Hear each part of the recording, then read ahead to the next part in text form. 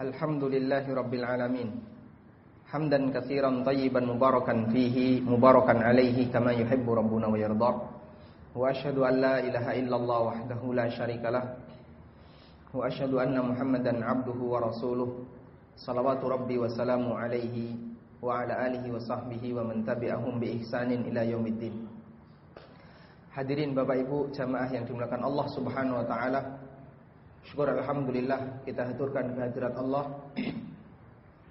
Di pagi yang indah ini Allah memberikan kita semangat untuk belajar bersama.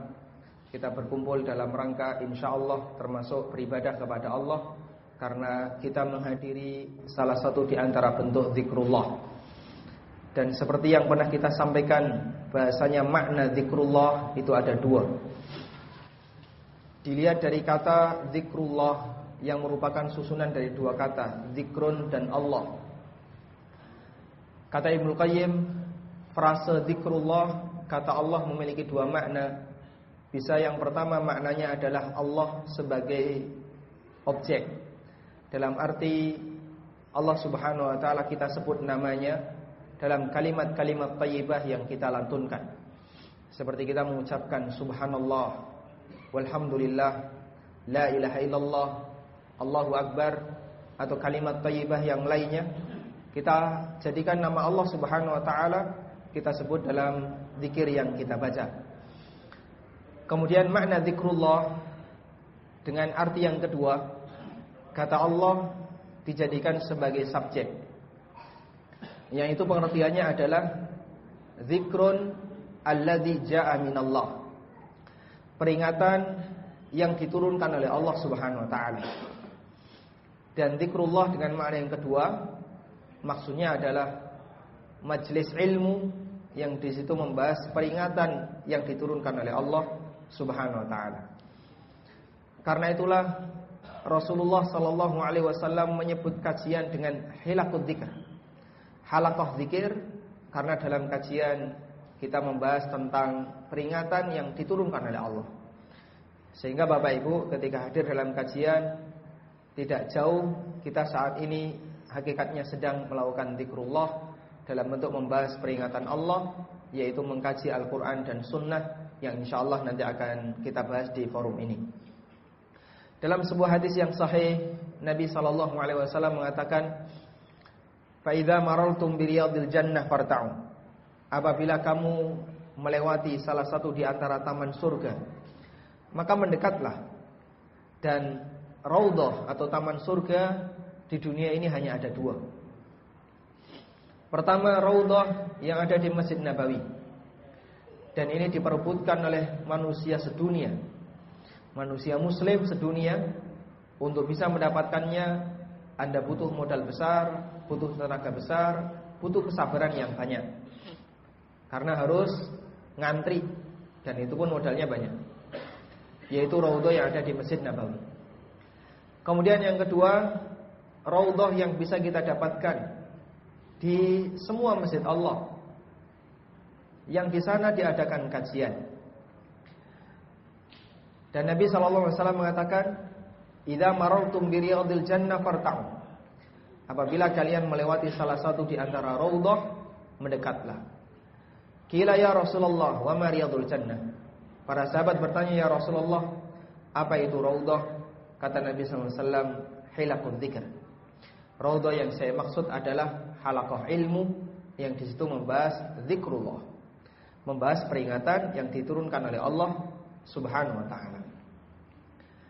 Kemudian kita juga bisa melihat Allah Subhanahu wa taala menyebut kegiatan yang isinya menyampaikan peringatan dengan zikrullah, seperti Jumatan. Allah Subhanahu wa taala berfirman, "Ya ayyuhalladzina amanu idza nudiya lis-salati min yaumil jum'ah fas'au ila dzikrillah wa dzarul bai'." Wahai orang yang beriman, kalau kamu sudah mendengar kumandang azan di hari Jumat, maka bersegeralah menuju zikrullah dan tinggalkan jual beli. Dan makna bersegera menuju zikrullah adalah bersegeralah menghadiri Jumatan. Dan kita tahu dalam kegiatan Jumatan, ada enggak di sana tahlilan? Enggak ada. Apakah dalam kegiatan Jumatan ada yasinan? Tidak ada. Apa yang dilakukan oleh manusia ketika Jumatan? Yang mereka lakukan, ada seorang khatib berbicara, kemudian didengar oleh para makmum. Artinya khatib menyampaikan zikrullah, peringatan yang diturunkan oleh Allah Subhanahu wa taala. Karena itu sekali lagi hadirin bukan Allah, ketika orang menghadiri majelis ilmu, halaqah yang di situ membahas tentang halal haram, membahas tentang motivasi yang ada dalam Al-Qur'an, hakikatnya mereka sedang melakukan zikrullah. Semakin sering Anda melakukan kajian, maka semakin banyak kegiatan zikrullah yang kita lakukan. Dan zikrullah ini dicintai oleh Allah Subhanahu wa taala sampai Allah janjikan, "Uzkuruni azkurkum." Ingatlah aku, maka aku akan mengingat kalian. Kalau kalian mengingat aku, akan aku perhatikan kondisi kalian. Dan bentuk mengingat Allah Subhanahu wa taala salah satunya adalah membahas peringatan Allah Subhanahu wa taala. Karena itulah hadirin makan Allah Subhanahu wa taala, jangan sampai kita punya pandangan yang namanya halaqah zikir atau orang yang rajin zikir hanyalah mereka yang ikut kegiatan yang isinya membaca zikir atau membaca sholawat. Tapi termasuk di antara bentuk halaqah zikir yang barangkali perlu kita galakkan dan perlu kita semarahkan di masyarakat adalah halaqah zikir dalam bentuk majelis ilmu. Kemudian jamaah yang dimuliakan Allah, kita juga ingatkan, jangan lupa Anda ketika mendengar nama Nabi sallallahu alaihi wasallam untuk ikut bersolawat. Karena yang bersolawat tidak hanya orang yang menyebut, termasuk orang yang mendengarkannya. Dalam sebuah hadis yang diriwayatkan oleh Imam Ahmad, Rasulullah sallallahu alaihi wasallam beliau pernah turun dari mimbar dan beliau membaca amin sebanyak 3 kali. Ketika para sahabat bertanya, "Ya Rasulullah, ada kejadian aneh yang Anda lakukan? Anda membaca amin tanpa didahului dengan doa." Kemudian Nabi sallallahu alaihi wasallam memberitahu rahasianya. Beliau mengatakan, "Ja'ani Jibril wa qala," Jibril datang kepadaku dan dia mengucapkan 3 hal. Salah satunya dia mengucapkan, "Rahma'an rajulin man dzukirtu indahu wa lam yusalli alayya." Celakalah orang yang dia mendengar namaku disebut namun dia tidak bersalawat kepadaku. Karena itu jangan lupa ketika kita mendengar nama Rasulullah sallallahu alaihi wasallam, para jamaah juga ikut bersalawat tanpa harus diperintah, tanpa harus ada komando sallu alaihi, tidak harus ya. Silakan langsung bersalawat tanpa harus dikomando. Ada satu hadis yang menunjukkan keutamaan orang yang memperbanyak membaca salawat. Hadis yang diriwayatkan oleh Ibnu Hibban. Beliau pernah meriwayatkan Rasulullah sallallahu alaihi wasallam bersabda, "Aqrabun nasi manzilatan bi yaumal qiyamah aktsaruhum salatan alayya." Orang yang posisinya paling dekat denganku besok di hari kiamat adalah manusia yang paling banyak bersalawat kepadaku. Sallallahu alaihi wasallam.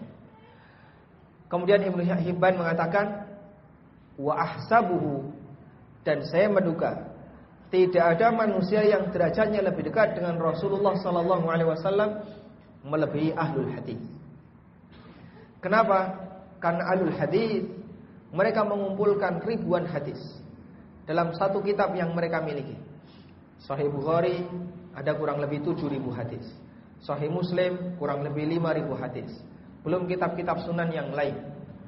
Dalam setiap hadis mereka menyebut nama Rasulullah sallallahu alaihi wasallam dan tidak lupa di kesempatan yang sama mereka tuliskan salawat sambil membaca Allahumma salli wa sallim ala Muhammad atau membaca sallallahu alaihi wasallam.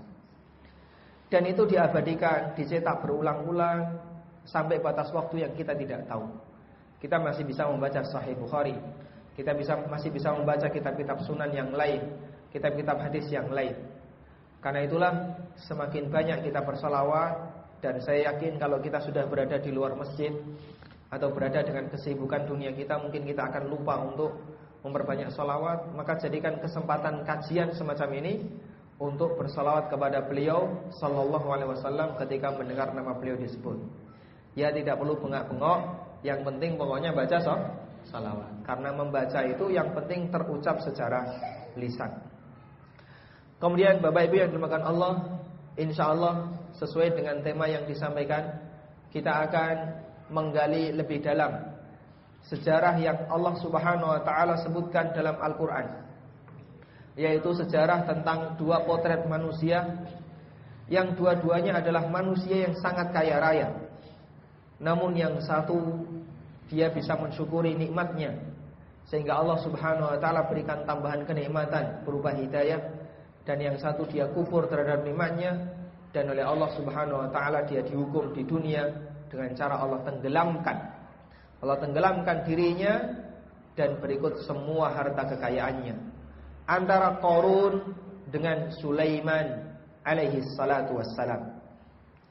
Hadirin bukan Allah Subhanahu wa taala. Kisah dalam Al-Qur'an. Kenapa Allah sebutkan dalam Al-Qur'an? Dan seperti yang kita tahu, kisah dalam Al-Qur'an itu biasanya cuplikan yang mungkin dia enggak nyambung. Anda ketika membaca kisah dalam Al-Qur'an dengan membaca novel, mana yang kira-kira lebih bisa menyentuh? Yang mana, Pak? Kita membaca cerpen Siti Nurbaya atau cerpen apa? Atau cerita-cerita yang lain. Anda membaca cerpen yang itu mungkin hanya 2 lembar. Selesai Anda baca cerpen, emosinya naik. Entah sedih, entah nesu, marah, entah ingin balas dendam tapi nggak bisa. Terpengaruh dengan apa yang kita baca. Kira-kira ketika kita membaca Quran, pengaruh ini ada atau tidak, Pak? 0 sama sekali. Bahkan radong. Karena nggak ngerti yang dibaca apa. Padahal hadirin yang dimakan Allah, kisah yang Allah Subhanahu wa taala sebutkan dalam Al-Qur'an, itu Allah nyatakan, nahnu naqussu 'alaika ahsanal qasasi bima auhayna ilaika hadzal Qur'an. Aku berikan kepadamu wahai Muhammad kisah yang ahsanal qasas, yang kisah itu berada di puncak kebaikan. Kisah yang paling baik, kisah yang paling bagus. Sehingga tidak bisa dibandingkan dengan cerpen karya manusia, tidak bisa dibandingkan dengan novel karya manusia. Namun sayangnya karena umumnya orang tidak paham, sehingga kisah semacam ini tidak memberikan pengaruh baginya. Sangat jauh berbeda dengan kondisi para sahabat. Mereka bisa mengubah dunia karena cerita dalam Al-Quran. Mereka bisa punya motivasi karena cerita dalam Al-Quran. Mereka bisa memberikan pembelaan kepada yang benar karena kisah dalam Al-Quran. Karena mereka paham apa yang mereka baca. Mereka bisa nangis ketika membaca kisah dalam Al-Quran. Mereka bisa terenyuh, bisa mengambil pelajaran karena membaca kisah dalam Al-Quran. Makanya Allah nyatakan kisah dalam Al-Quran itu ma nusabbitu bihi qalbak, yang itu akan mengukuhkan hatimu, yang membuat hatimu semakin kuat, mentalnya semakin kuat, karena selesai dimotivasi oleh Allah dengan cerita dalam Al-Quran. Nah mungkin kalau kita menyadari ini, coba sekarang kita mulai latihan. Kalau Allah memberikan cerita dalam Al-Quran, dan tentu saja yang namanya kisah cerita itu manfaatnya adalah biar kita bisa mengambil pelajaran di sana. Namun kenapa kok saya tidak bisa mengambil pelajaran darinya? Seharusnya kita bersedih. Karena kata Allah Subhanahu wa taala, tidak ada orang yang bisa mengambil pelajaran dari permisalan dan kisah dalam Al-Quran kecuali orang yang pintar, kecuali orang yang berilmu. Kata Allah Subhanahu wa taala, wa ma yaqiluha illal alimun. Demikianlah aku kisahkan kepada manusia tentang berbagai macam permisalan, dan tidak ada orang yang bisa merenungkannya kecuali orang yang pintar. Dulu ada seorang sahabat yang ketika beliau membaca Quran, kok enggak dong nangis. Kenapa nangis? Karena berarti saya tidak termasuk orang ini yang disebut oleh Allah Subhanahu wa taala sebagai orang yang berilmu menurut standar Allah. Sehingga ketika dia baca nggak paham, oh berarti saya tidak termasuk al-alimun, orang yang pandai, orang yang pintar menurut standar Allah Subhanahu wa taala. Kita kalau tidak bisa baca Quran, selesai baca Quran ngapain? Cekakaan, ketawa. Kita nggak ngerti dan kita tidak sedih, karena kita merasa tidak punya kepentingan. Padahal ini kitab yang sangat agung, kita punya kepentingan yang luar biasa darinya. Cuman kita tidak mengambil banyak manfaat selain hanya untuk acara tahlilan. Bahkan dari sebuah kampung, saking gak pernah terdengar suara Quran, begitu terdengar suara Quran, do takon seripah ning ndi. Subhanallah. Ketika ada bunyi Quran yang ditanya sapa sing mati. Karena saking tidak bisa mengambil manfaat dari Quran selain hanya untuk penanda ada orang mati. Atau digunakan untuk hiasan, hanya ditulis di dinding, tapi rasa diwocok. Apakah seperti ini tujuan Allah Subhanahu wa taala menurunkan Al-Qur'an? Padahal kita tidak pernah mendapatkan informasi baik dalam Al-Qur'an maupun hadis. Jadikanlah Al-Qur'an sebagai penanda kematian. Meniteni ono wong mati sak kampung, wacakno Quran seru-seru. Sehingga orang tahu, oh ning kono ono wong mati. Makanya bahaya Bapak Ibu kalau Anda nyetel Quran keras-keras nanti dikirane bojone mati. Hadirin dimuliakan Allah Subhanahu wa taala, berbeda dengan kondisi para sahabat. Mereka mengambil manfaat dari Quran bukan seperti yang dilakukan oleh masyarakat di zaman kita. Kita mengambil manfaat dari sisi lain. Tapi para sahabat mengambil manfaat dari sisi intinya, yaitu tadabbur terhadap kandungan Quran. Dan Allah Subhanahu wa taala menyebut manusia yang tidak mau mentadabburi Quran seperti orang yang terkunci hatinya. Afala yatadabbarunal Quran am ala qulubin aqfaluha. Apakah mereka tidak mau mentadabburi Quran ataukah dalam hatinya ada kuncinya? Karena dia tidak mau memahami firman yang telah diturunkan oleh Allah Subhanahu wa taala. Dulu waktu Bani Israel sebelum mendapatkan kitab, mereka itu berangan-angan kapan ada kitab. Karena kalau satu kaum dia punya kitab dan kitab itu turun dari Tuhan, maka kaum ini akan terangkat derajatnya. Kemudian Allah Subhanahu wa taala utus Musa dan Allah memberikan kepada Musa berupa apa? Taurat. Dan sejak saat itu Bani Israel mulai terangkat derajatnya. Makanya Allah Subhanahu wa taala sebut Bani Israel itu, Allah katakan wa faddalnahu 'alal 'alamin, dan aku unggulkan kalian di atas makhluk yang lain karena mereka punya kitab, mereka punya nabi. Kaum muslimin diberi oleh Allah Subhanahu wa taala yang sama, bahkan lebih tinggi derajatnya. Allah Subhanahu wa taala berikan mereka Al-Qur'an meskipun mereka waliyadu billah tidak bisa banyak mengambil pelajaran dari Al-Qur'an. Anda bisa baca firman Allah di surat Al-Furqan. Allah bercerita Nabi Muhammad SAW itu mengadu kepada Allah gara-gara kesalahan yang dilakukan oleh umatnya, yaitu memboikot Quran. Allah mengatakan, wa qala ar-rasulu ya rabbi inna qaumi ittakhadhu hadzal qur'ana mahjura. Rasul mengatakan, mengadu kepada Allah, ya Rabbi, ya Allah, sesungguhnya kaumku menjadikan Al-Quran ini kitab yang diboikot. Dan bentuk pemboikotan Quran itu bertingkat. Ada yang memboikot jarang baca. Ada yang memboikot tidak mau mempelajarinya. Ada yang memboikot dengan cara tidak mau mengkaji isinya. Dan seterusnya. Kata Ibnu Katsir dalam tafsirnya, ada kurang lebih 6 bentuk pemboikotan Al-Quran, dari mulai yang paling parah sampai yang paling ringan. Dan itu membuat Nabi SAW mengadu kepada Allah Subhanahu wa taala. Maka bisa jadi andaikan kita hidup di zaman beliau, termasuk di antara umatnya yang kita menjadi sumber masalah bagi beliau, sehingga beliau mengadu kepada Allah gara-gara kita tidak mau rajin baca Quran. Ini kok ada umatku sing rada ndablek, kon maca Quran ra gelem, sampai Nabi SAW sedih. Terus beliau mengadu kepada Allah Subhanahu wa taala. Mungkin kita salah satunya. Seharusnya kalau kita cinta kepada beliau kan kemudian kita berpikir, ya Rasulullah enggak usah sedih. Sebenarnya jenengan pingin apa? Ya kamu banyak baca Quran. Oh gitu. Baik. Biar Rasulullah SAW enggak sedih, jangan memboikot Al-Quran. Nah, kajian kita nanti akan lebih banyak mengambil dari Al-Quran. Anda siapkan mushaf. Bagi yang tidak bawa mushaf, buka HP ya. Kita akan membandingkan 2 model karakter manusia kaya yang hidup di masa silam yang diceritakan oleh Allah Subhanahu wa taala. Pertama Qarun dan yang kedua Sulaiman. Kita awali terlebih dahulu tentang Qarun. Silakan Bapak buka di surat Al-Qasas ayat 76. Surat Al-Qasas ayat 76. Surat Al-Qasas itu surat ke-28. Allah bercerita tentang Qarun. Inna Qaruna kana min qaumi Musa fabagha alaihim.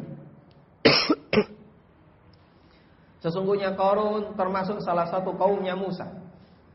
Fabagha alaihim, lalu dia bertindak melampaui batas kepada kaumnya Musa. Wa atainahu minal kunuz ma inna mafatihahu latanu bil usbah ulil quwwah idh qala lahu qaumuhu la tafrah innallaha la yuhibbul farihin. Dan aku berikan kepada Qarun al-kunuz. Kunuz itu jamak dari kanzun. Kanzun artinya apa? Harta simpanan.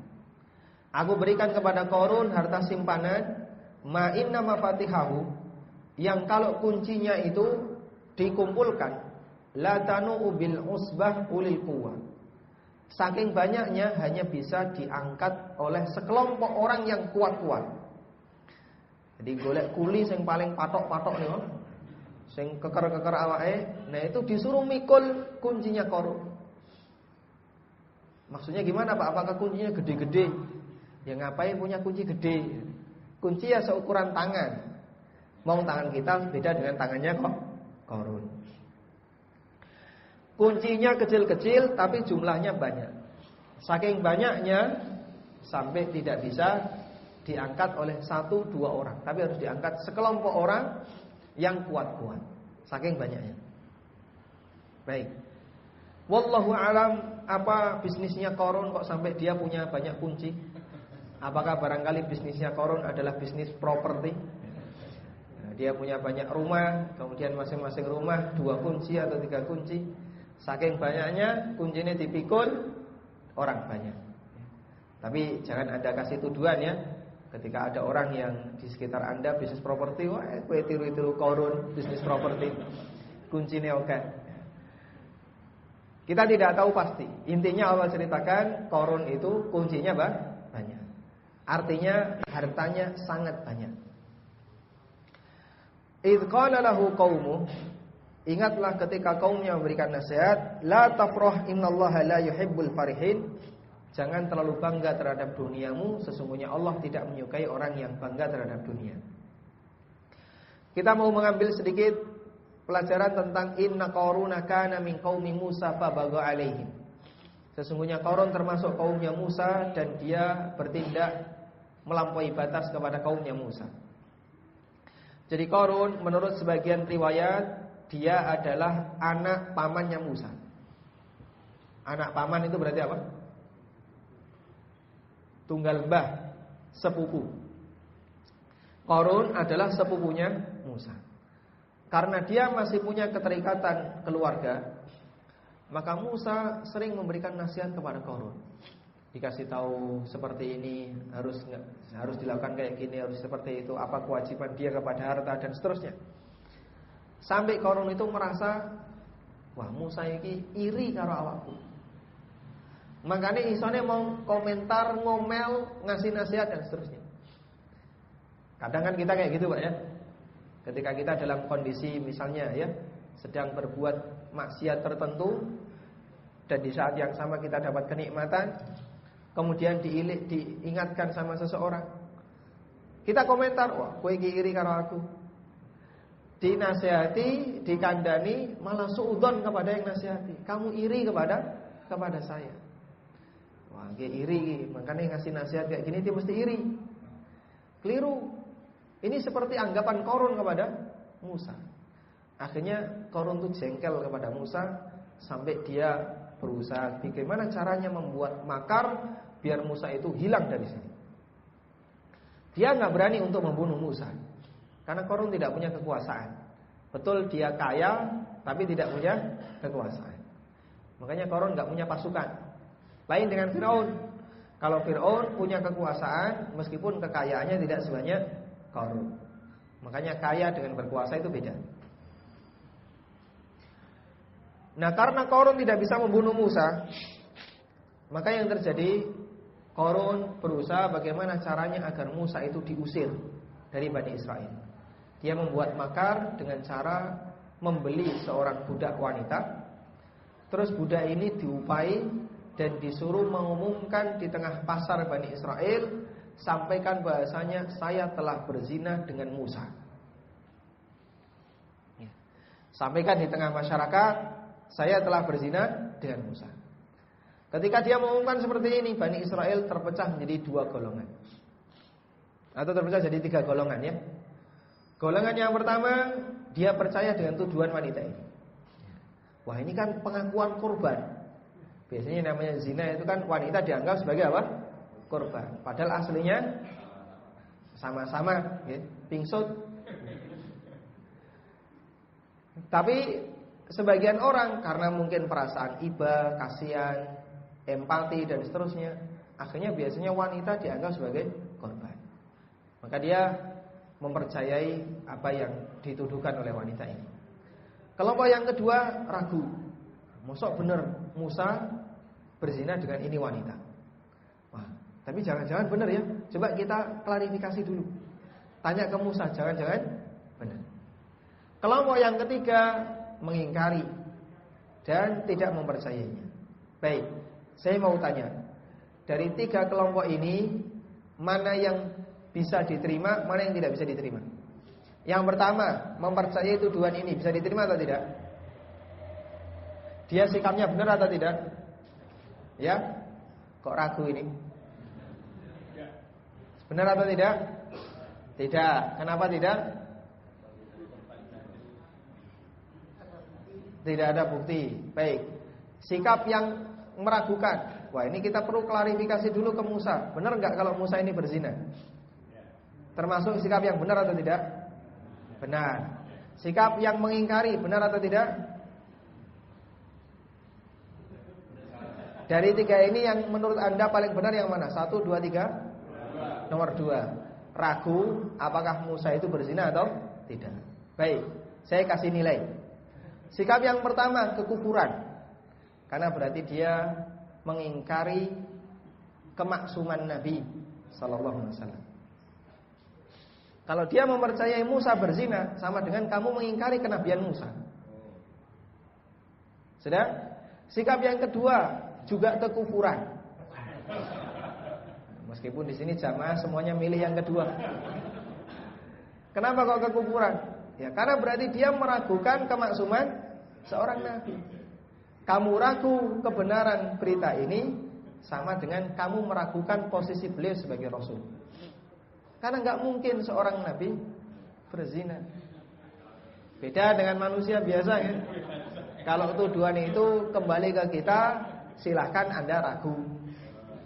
Tapi kalau seorang nabi ragu di sini kekufuran. Terus yang benar yang mana Pak? Yang ketiga, wajib diingkari. Makanya beda sekali antara suasana interaksi Musa dengan Bani Israel dan suasana interaksi antara Nabi Muhammad SAW dengan para sahabatnya. Andai ini terjadi pada Nabi Muhammad SAW, mungkin yang terjadi tidak ada kelompok 1 dan kedua, tapi yang terjadi adalah pedangnya sahabat langsung nebas wanita ini. Sudah gak ada kompromi. Karena dia melakukan tuduhan dan itu pelecehan kepada syiar agama seorang nabi. Pasti langsung dibunuh. Tapi Bani Israel tidak melakukan itu. Ya, mereka masih ada pembelaan, ada yang meragukan, bahkan ada yang mempercayai. Tidak sebagaimana yang terjadi pada Rasulullah SAW. Makanya Bapak Ibu bisa perhatikan, Bani Israel itu kalau memanggil Musa panggilannya apa? Qalu ya Musa. Mereka mengatakan hei Musa. Gak pakai gelar, langsung dipanggil namanya. Dan ini tidak berlaku untuk umat Muhammad SAW. Allah ajarkan gak boleh memanggil nama beliau langsung, tapi manggil apa? Ya Rasulullah, ya Nabi Allah. Tidak boleh memanggil langsung dengan nama beliau. Memanggil ya Muhammad SAW ini tindakan kurang ajar. Makanya Allah Subhanahu Wa Taala mencela orang yang bengak-bengok memanggil Rasulullah SAW dari balik tabir dalam kondisi mereka apa? Karena tidak tahu kehormatan Nabi SAW. Dan itu orang Badui. Tayyib. Kaum muslimin diajari tidak boleh seperti itu. Kemudian hadirin makan Allah, Selanjutnya umatnya Nabi Musa, atau tadi penyelesaian dari kasus ini. Jadi ketika Bani Israel tidak bisa menyelesaikan masalah ini, Musa sendiri yang maju. Apa yang dilakukan oleh Musa? Beliau hadapi wanita pelacur ini dan beliau katakan, cabut tuduhanmu, atau kalau tidak saya doakan kamu. Takut dia kalau didoakan. Didoakan apa? Bukan didoakan semoga cepat dapat jodoh, bukan ya. Tapi didoakan keburukan. Kalau enggak kamu cabut tuduhanmu, saya akan doakan keburukan untukmu. Ketakutan dia. Karena doa seorang nabi pasti mustajab. Akhirnya terus dia ngaku bahasanya yang nyuruh adalah Qarun. Sejak saat itu orang jadi tahu Qarun itu sedang menyimpan kedengkian, kebencian kepada Musa. Akhirnya apa yang terjadi? Kaumnya menasihati Qarun. Ada 4 nasihat yang mereka sampaikan kepada Qarun. Yang 4 nasihat itu Allah sebutkan di lanjutan ayat. Idz qala lahu qaumu. Ingatlah ketika kaumnya memberikan peringatan kepada Qarun. Yang pertama, la tafrah, innallaha la yuhibbul farihin. Jangan terlalu bangga terhadap dunia. Sesungguhnya Allah Subhanahu wa taala tidak menyukai orang yang bangga terhadap dunia. Yang kedua, wabtaghi fima ataqallahu daral akhirah. Bersemangatlah untuk mencari kehidupan akhirat, wala tansa nasibaka minad dunya, tapi ojo lali kehidupanmu di dunia. Yang ketiga, wa ahsin kama ahsanallahu ilaik. Berbuat baiklah sebagaimana Allah telah berbuat baik kepadamu. Jangan lupa berbagi, kasih kepada orang lain sebagian hartamu sebagaimana Allah telah ngasih harta kepadamu. Dan yang keempat, wala tamghil fasada fil ard, innallaha la yuhibbul mufsidin. Jangan berbuat kerusakan di muka bumi, sesungguhnya Allah tidak menyukai orang yang berbuat kerusakan. 4 jenis nasihat umatnya Qarun, kaumnya Qarun kepada kaum. Dan kata sebagian ahli tafsir, ini adalah nasihat ideal bagaimana caranya agar orang bisa berinteraksi dengan benar terhadap masalah dunia. Kalau Bapak Ibu bisa menerapkan ayat ini dengan benar, maka kita terhadap dunia interaksinya akan benar. Interaksi-interaksi yang baik terhadap dunia. Baik, yarhamkallah. Kita akan lihat. Yang pertama, Allah Subhanahu wa taala berfirman, la tafrah innallaha la yuhibbul farihin. Jangan terlalu bangga terhadap dunia. Karena sesungguhnya Allah Subhanahu wa taala tidak menyukai orang yang bangga terhadap dunia. Bangga terhadap dunia itu tercela. Kenapa tercela? Bagaimana seorang manusia membanggakan dunia padahal Allah Subhanahu wa taala melaknat dunia. Bahkan Allah Subhanahu wa taala menganggap sangat remeh kehidupan dunia. Sampai Nabi sallallahu alaihi wasallam pernah mengatakan, "Lau kanad dunya 'indallahi ta'dilu janaha ba'udah. Ma suqiya kafirun syurbatan mimma." Andaikan nilai dunia ini di sisi Allah Subhanahu wa taala senilai dengan 1 sayap seekor nyamuk. 1 sayap ya, seekor nyamuk. Yang itu kalau Anda ditepuk saja mungkin mabur wis hilang. Saking ringannya.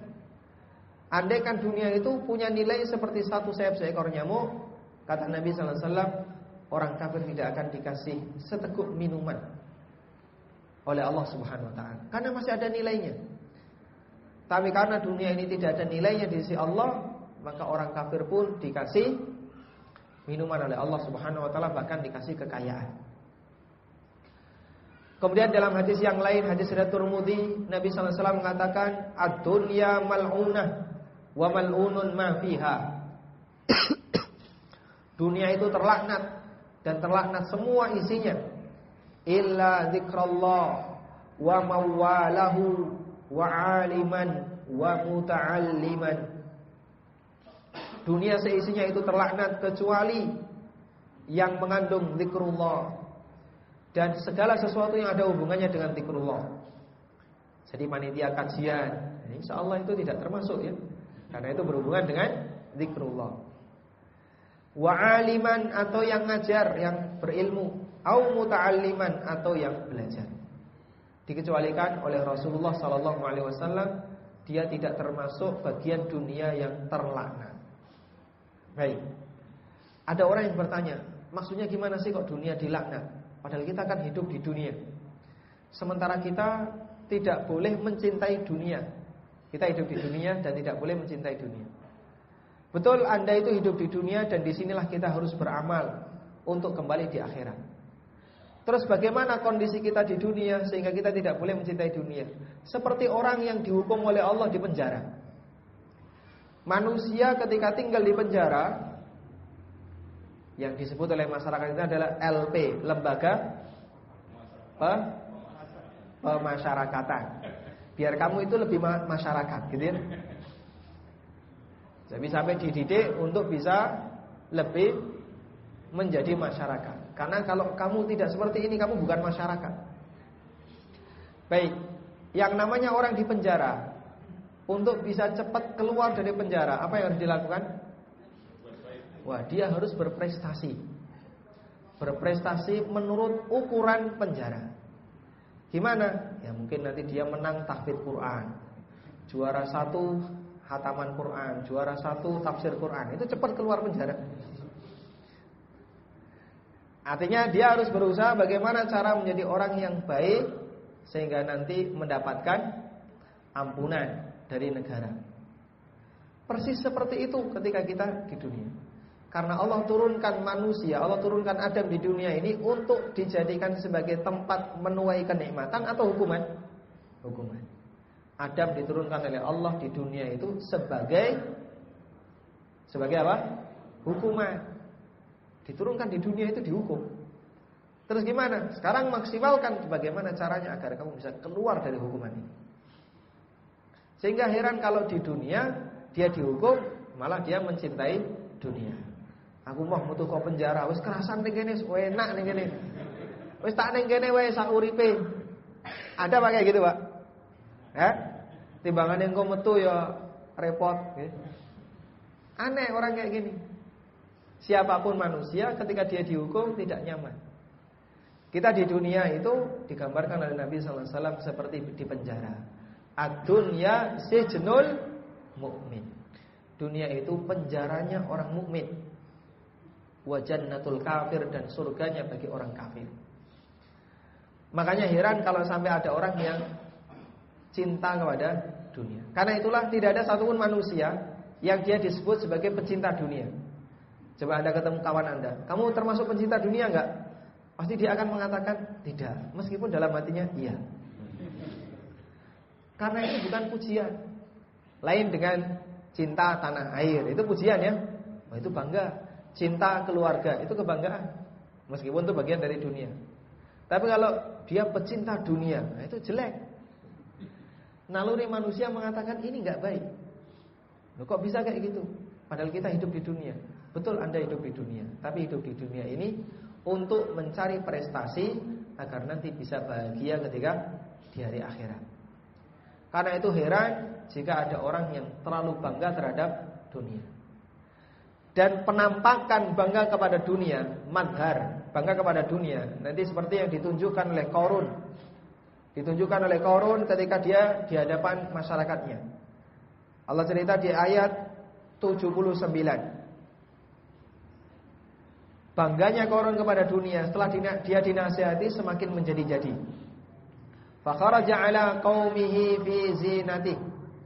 Qarun itu mengarak semua hartanya. Jadi dia karnaval, mengeluarkan semua hartanya, tokno kabeh donyane sing ning jero omah. Pasukannya disiapkan, dicenteli perhiasan. Sehingga manusia bukan manusia tapi centelan. Di sini ada anting, di sini ada kalung, ada gelang, ada. Kabeh perhiasan ditunjukkan, diarak oleh Qarun. Karena Qarun itu suudzon kepada orang soleh Bani Israel. Wah, kalian bisanya cuma nasihati, kita dudunut dunyaku sampai ini. Sehingga dia terlalu membanggakan harta dunia yang dia miliki. Nah, kadang karakter semacam ini kita tiru ya. Ada sebagian orang yang terlalu bangga terhadap dunia. Dan bentuknya apa? Dia tunjukkan harta yang dia miliki di hadapan orang lain. Ya. Misalnya dia baru dapat makanan yang sangat enak, nikmat ya, foto. Hah? Terus diapakan? Fotonya diapakan? Dimakan. Fotonya ditaruh, di-upload, di-share di Facebook atau taruh di grup. Wahai kalian manusia, silakan disawang. Mong iso nyawang aku sing mangan. Ini bisa jadi termasuk di antara mazhar bangga terhadap dunia yang dia miliki. Atau dia punya kebiasaan ya, ketika gajinya naik, kemudian selfie. Dia ketika pangkatnya naik, dipakai seragamnya, selfie. Saya sudah bisa seperti ini. Ketika dia baru saja beli kendaraan baru, selfie dengan kendaraannya. Karakter-karakter selfie itu, selfier.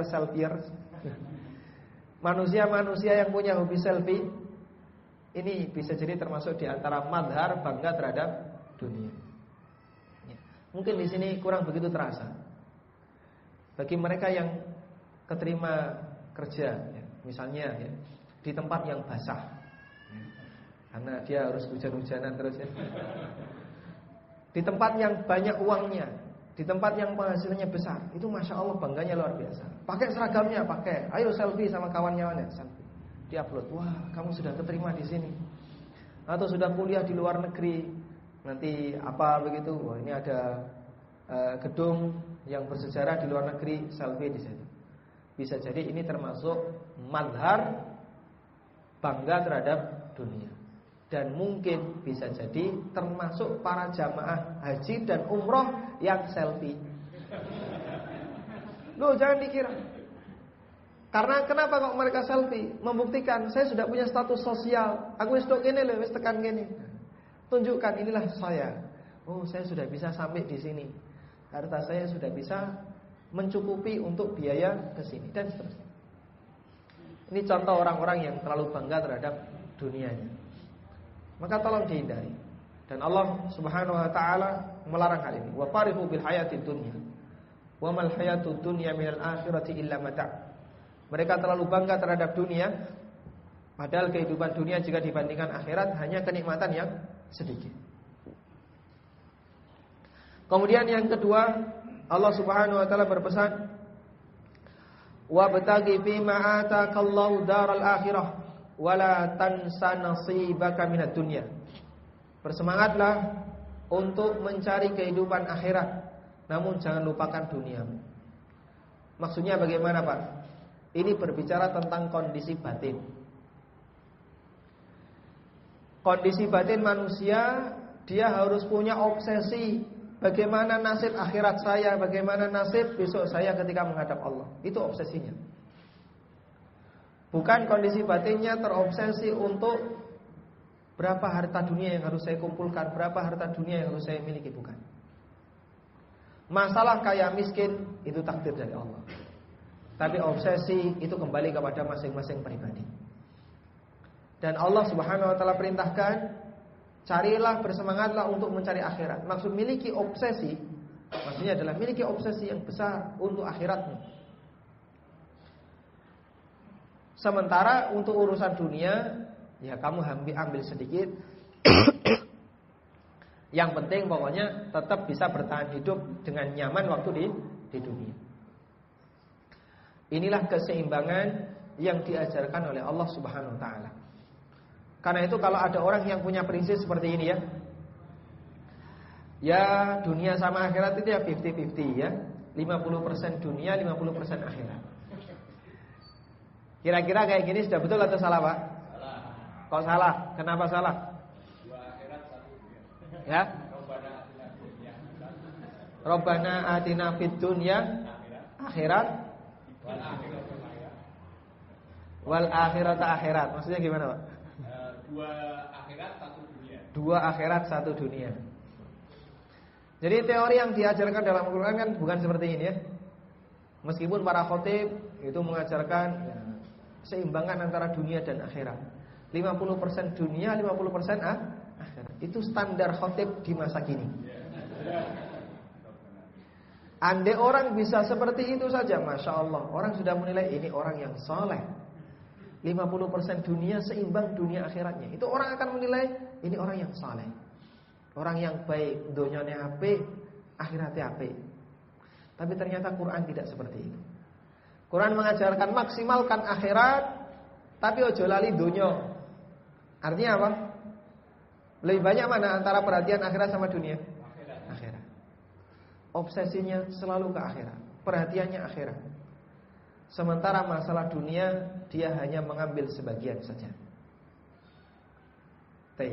Dan inilah manusia yang zuhud, terlepas dari berapapun harta yang dia miliki.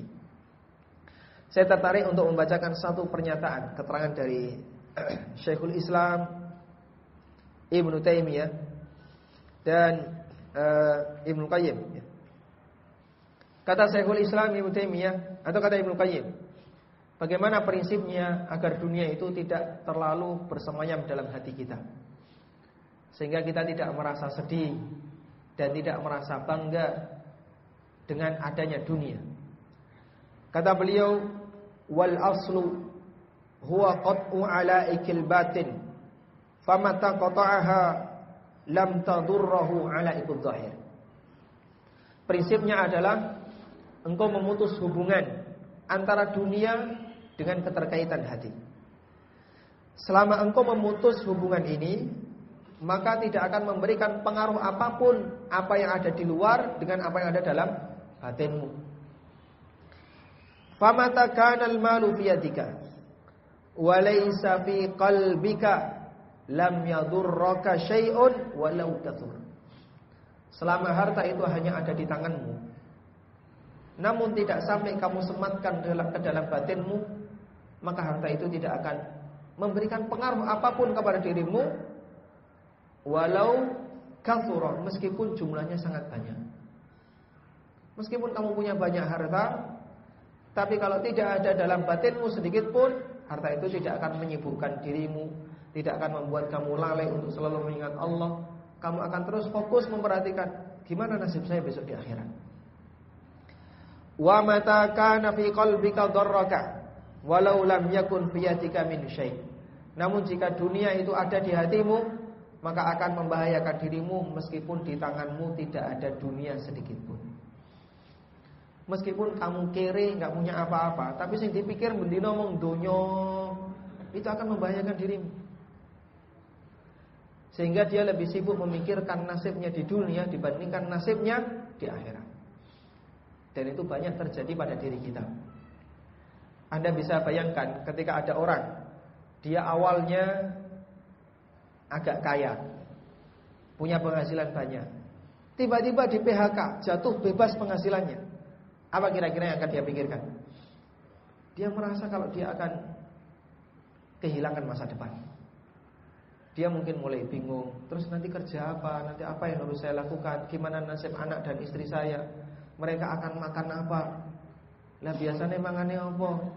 Nek sego ya kayak sego gitu, nek suket kayak suket. Itu yang dipikirkan. Jadi seolah-olah langsung hilang kebahagiaan dia begitu ada kondisi di saat dia tidak mendapatkan penghasilan. Padahal tidak ada jaminan kalau kaya, banyak harta pasti akan memberikan masa depan yang cerah. Karena itulah kata Ibnu Qayyim, kalaupun dunia itu selalu bersemayam dalam batinmu, selalu dipikirkan, mikir masalah penghasilan, mikir masalah dunia, maka itu akan membahayakan diri kita, meskipun kita sama sekali tidak punya dunia. Lalu beliau membawakan satu riwayat, keterangan dari Imam Ahmad bin Hanbal rahimahullah. Ada orang yang bertanya kepada Imam Ahmad, ayakunur rajulu zahidan wa ma'ahu alfu dinar. Bisakah orang itu bisa menjadi manusia yang zuhud sementara dia memiliki harta senilai 1000 dinar? 1000 dinar itu berapa? 1000 dinar berapa? Berapa 1000 dinar? Hah? Banyak ya. Kalau 1 dinar berapa 1 dinar? 4/4 gram emas. Nah, kurang lebih 2 juta ya. Mungkin 2,5 atau 2 juta. Baik, 1.000 dinar berarti 2M lebih. Imam Ahmad ditanya, bisa enggak manusia itu jadi orang yang zuhud sementara dia punya harta sebanyak 2M? Kata beliau, na'am, bisa. Ala syaritatin, dengan satu syarat. Apa syaratnya? Alla yafraha idza zadat wala yahzana idza naqasat. Dia tidak merasa bangga, tidak merasa masa depannya cerah ketika hartanya bertambah.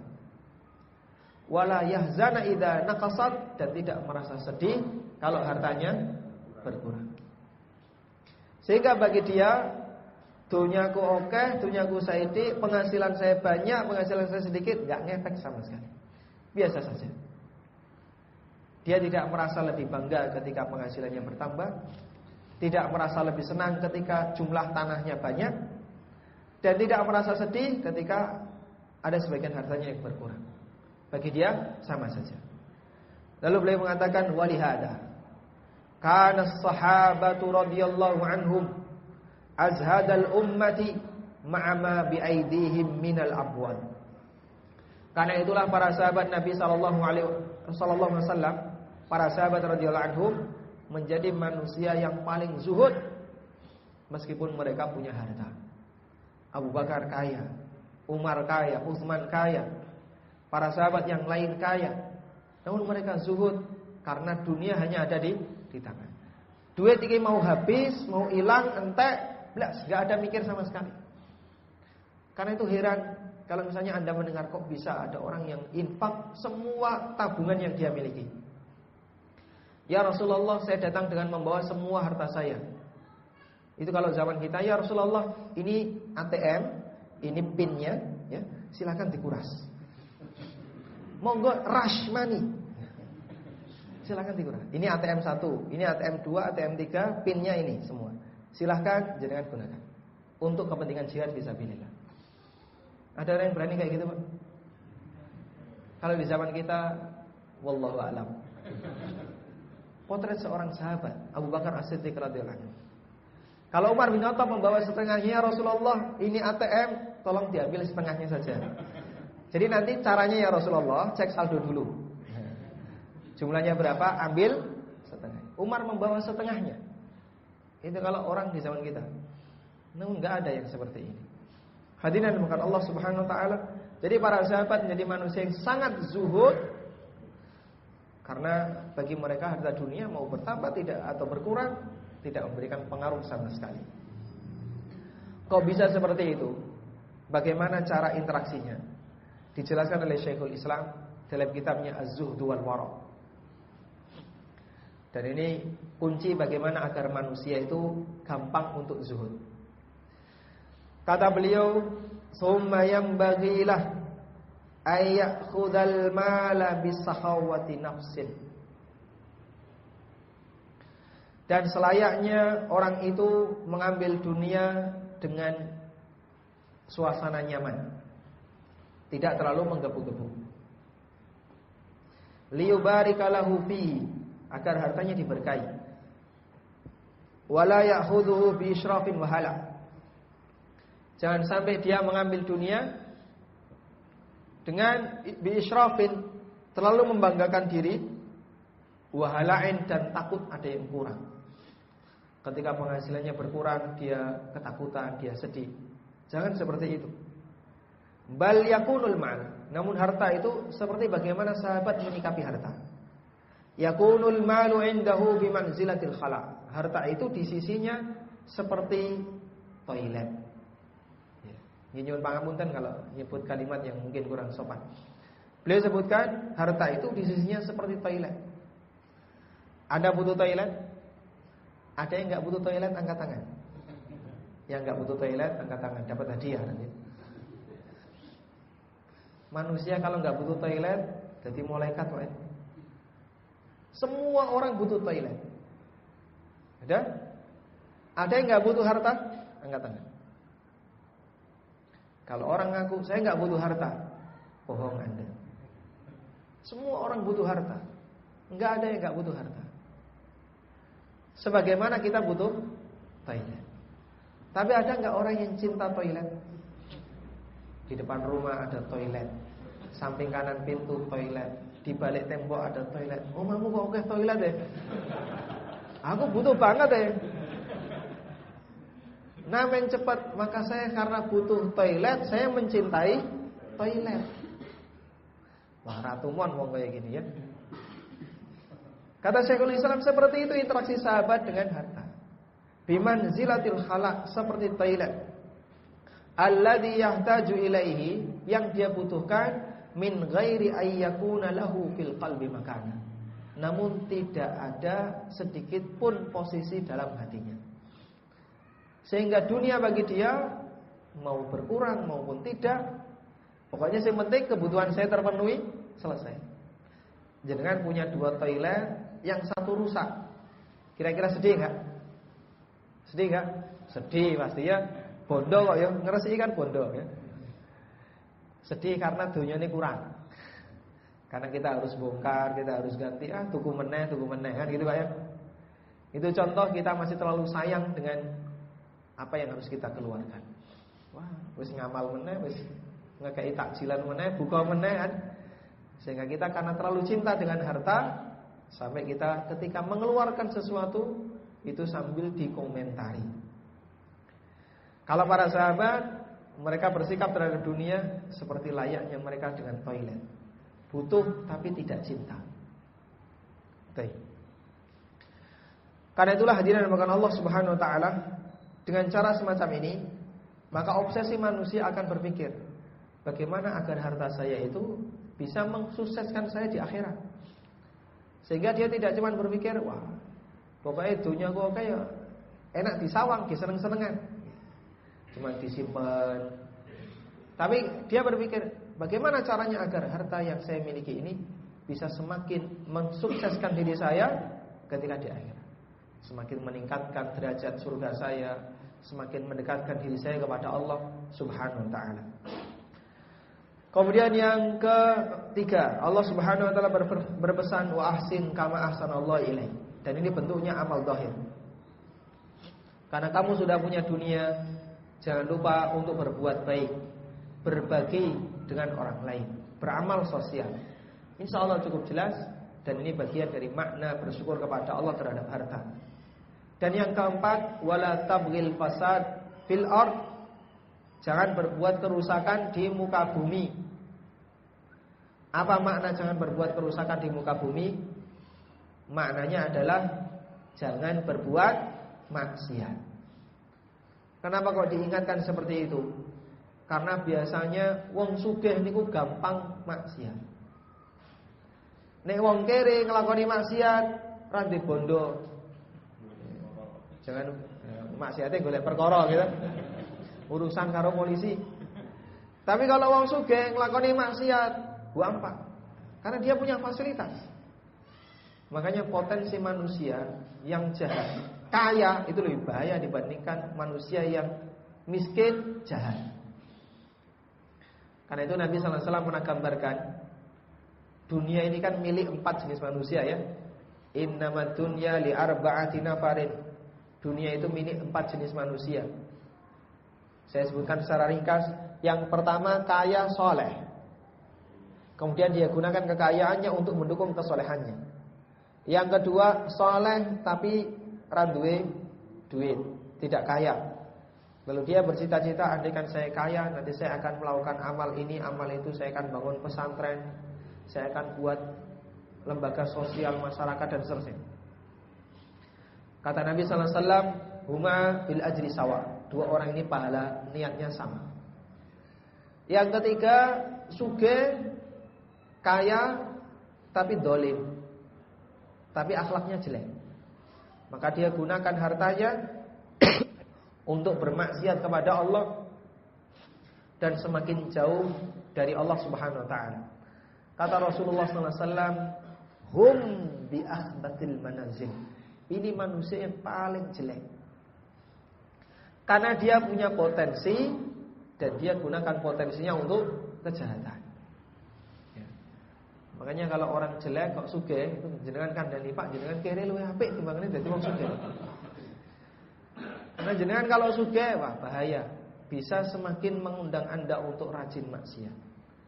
Dan yang ketiga, orang yang kere tapi dolim. Sudah kere, elek akhlaknya. Kemudian dia bercita-cita, andaikan saya punya kekayaan seperti yang dimiliki oleh Pak A itu, wah saya nanti bisa takjak koncoku mendem kabeh ning omahku.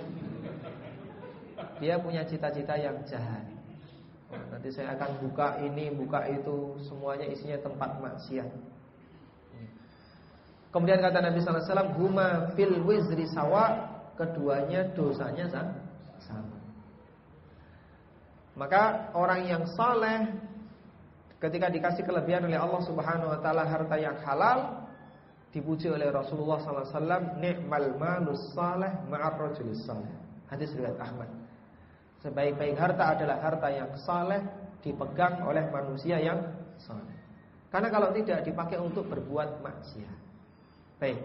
Sekarang kita akan beralih ke cerita Qarun karnaval. Qarun melakukan karnaval. Fa kharaja ala qaumihi fi zinati. Dia pun keluar di tengah kampungnya dengan membawa semua harta dan perhiasannya. Makanya tradisi karnaval itu tiru-tiru kok. Intinya Qarun keluar dari rumah, mengarak semua pembantunya, orang-orang yang menjadi pegawainya, semuanya disuruh membawa hartanya. Ketika itu Bani Israel terpecah menjadi dua golongan. Golongan yang pertama kepencut dengan hartanya Qarun. Dia iri dengan harta yang dimiliki oleh Qarun. Golongan yang kedua, orang yang tidak ingin sama sekali dengan harta yang dimiliki oleh Qarun. Apa yang Allah katakan? Qalal ladzina yuridunal hayatad dunya. Kata Allah, orang-orang yang menghendaki kehidupan dunia, mereka berkomentar, ya laitalana mithla ma utiya Qarun innahu ladzu haddin adzim. Andai saya itu diparingi seperti sing dinduweni Qarun. Masya Allah, Qarun ku bejo banget. Innahu ladzu haddin adzim. Qarun iki wong bejo, wong sing beruntung. Sampai dia punya cita-cita, wah, nek ngene tak melu dadi karyawane Qarun saja. Engko nek dadi pengikutnya Qarun, kecipratan donyane kok Qarun. Ini komentar orang yang iri kepada hartanya Qarun. Kelompok yang pertama. Kelompok yang kedua, wa qala alladzina utul ilm. Berkatalah orang yang berilmu. Ini kelompok kedua, manusia yang berilmu. Mereka ingatkan kepada masyarakat yang tidak berilmu tadi, yang kepencut iri kepada hartanya Qarun. Wailakum sawabullahi khairun liman amana wa amila salihah. Kalian jangan ikut-ikutan seperti Qarun. Jangan ikut-ikutan. Weh, sabar di sini. Karena janji Allah besok di akhirat akan lebih tinggi, lebih hebat dibandingkan harta yang dimiliki oleh Qarun bagi orang yang beriman dan beramal saleh. Sehingga mereka mengingatkan, jangan ikut-ikutan seperti Qarun, cobalah ingat besok kehidupan di akhirat. Sudah? Wala yulaqaha illa sabirun, dan ini hanya bisa dimiliki oleh orang yang sabar. Baik. Sampai di sini terjadi khilaf. Beda sikap antara Bani Israel yang iri dengan Bani Israel yang melarang orang untuk iri. Dan orang yang melarang orang untuk iri ini Allah sebut sebagai ahlul ilmi, orang yang berilmu. Berarti dipuji oleh Allah atau tidak? Dipuji. Selesai mereka beda sikap, kemudian Allah Subhanahu wa taala menghukum Qarun. Fa khasafna bihi wa bidaril ardh. Kemudian aku tenggelamkan Qarun berikut semua properti yang dia miliki, rumahnya. Ditenggelamkan orangnya dan hartanya. Sehingga yang dihina oleh Allah tidak cuma orangnya, termasuk yang dia banggakan. Semuanya dihinakan oleh Allah. Qarunnya ditenggelamkan bersama hartanya. Ya. Anda punya sesuatu yang Anda sayangi, ternyata sesuatu yang Anda sayangi itu menyerang Anda. Kira-kira lara hati gak? Lara hati. Kowe yang mulai tak rawati kok saiki ternyata menyerang saya. Hartanya itu digunakan oleh Allah Subhanahu wa taala untuk menghukum Qarun. Jadi Qarun dihukum dengan Allah hukum hartanya. Maka harta yang dia banggakan digunakan untuk menghukum dirinya. Allah hinakan dirinya dan Allah hinakan hartanya. Dan tidak ada satupun yang menolong. Famakana lahu min fi'atin yansurunahu min dunillah wa makana minal muntasirin. Enggak ada yang nolong dan enggak ada yang bisa dimintai tolong. Selanjutnya apa yang terjadi? Setelah Qarun dihukum, dua orang yang berbeda sikap tadi berbalik kondisinya. Wa asbahal ladzina tamannau makanahu bil ams. Orang-orang yang kemarin punya harapan untuk mengikuti seperti Qarun, yaqulun, mereka sadar lalu mengatakan, wa ka'annallaha yabsutur rizqa liman yasha'u min ibadihi wa yaqdir. Sungguh Allah Subhanahu wa taala memberikan rezeki kepada hambanya, ada yang dilapangkan, ada yang disempitkan.